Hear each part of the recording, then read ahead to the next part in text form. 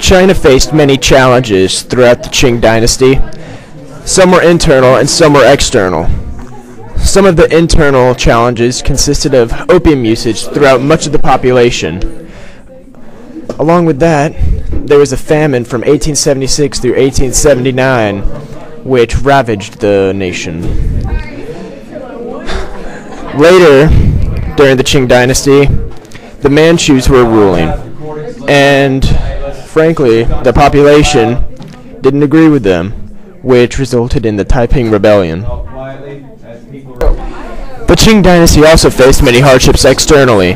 For example, in the 1700s, China was feeling a lot of pressure from the imperialistic nations of Western Europe. Also, China was being stubborn and wouldn't trade their goods for anything except silver, and Britain was one of their major trading partners. When Britain's silver started becoming limited, they converted to trading opium. China became victim to opium addiction. China eventually tried to ban opium, and when that happened, Britain declared war on them. In the early 1800s, Great Britain and the West found themselves in debt with China after buying products like tea from them. China did not have any want or need for British or Western products and were a self-sufficient country. After much time, Great Britain finally found a product that China did not have: opium. The British began to smuggle in the drug to pay for the tea they were purchasing. Soon, over 12 million people became addicted to opium. China began suffering when their people, including their army, became severely addicted. They began to take action, closing off their borders to foreign trade and making the use or trade of the drug illegal and punishable by death. This made the British in the West extremely angry, thus beginning the Opium Wars. The first war was from 1839 to 1842, and the second was from 1856 to 1860. After years of fighting, China lost. Alright. In relation to the term spheres of influence, the tables were turned. China started off with a great power over Western states by holding them in debt. China had an economic influence over places, including Great Britain. Then, when the British began to literally influence the Chinese with opium, the economic sphere of influence shifted control from the Chinese to the British.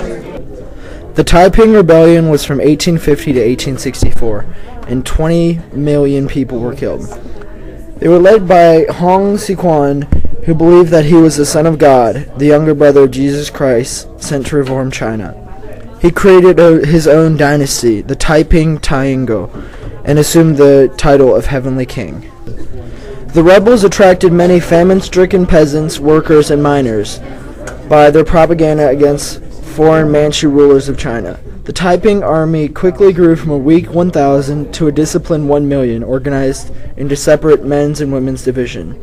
They soon captured the Chinese city of Nanjing in 1853 and renamed it Tianjin, the heavenly capital, and left to capture the king capital at Beijing, but they could not capture Beijing. The Boxer Rebellion was the righteous harmony society versus the ruling Manchus and the European influences in China. Boxers were opposed to foreign imperialism, and because they felt like they were being taken advantage of, they decided to rebel. The Boxer Rebellion was a rebellion in China in response to foreign spheres of influence. The rebels had many grievances towards the government, including opium traders, political invasions, economic manipulation, and missionary evangelism. The reform was the Boxers being tired of being indirectly ruled by European powers, whether through economic manipulation or direct political invasion.